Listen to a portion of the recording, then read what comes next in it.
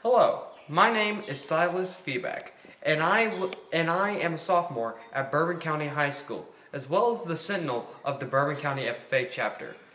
My whole life, I've been living on my family's goat farm, where we have, for the most part, been raising breeding does and market wethers.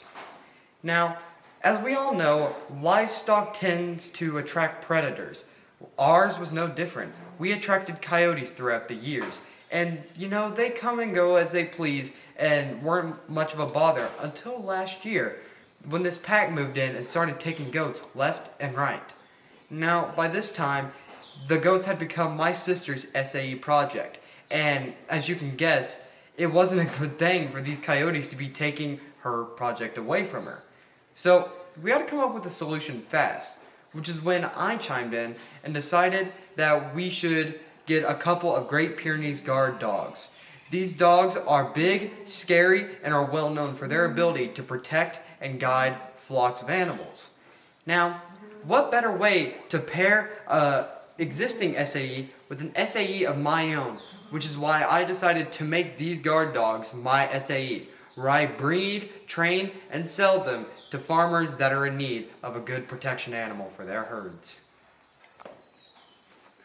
Now, the dogs you won't see today are out in our field working. One of them is a 5-month-old Great Pyrenees puppy named Jojo.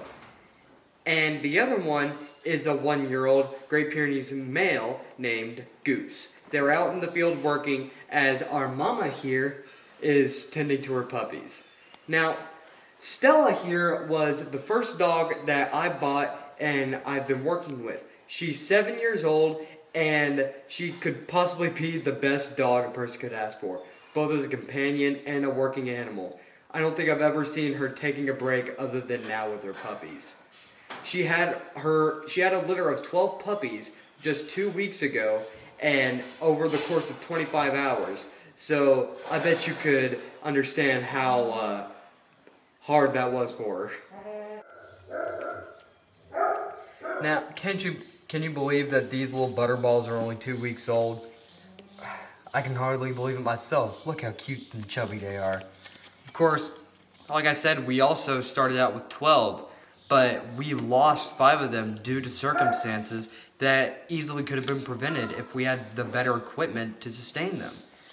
Now, with this grant, I'm hoping to acquire equipment such as an incubator, a whelping box, whelping mats, so that over the course of another labor, these puppies don't get cold and we can care for them a lot better than we've been able to. Most of the puppies died because they got cold, because their mom was off giving birth to another puppy. But if we had that warming mat, or if we had that incubator, we could have easily taken the newborn puppies, put them inside to keep them warm while their mama is off working. As you can see, this is the kind of area we have the mama and the babies kept in right now. As you can see, it's not state-of-the-art by any choice of words. We made do with what we had.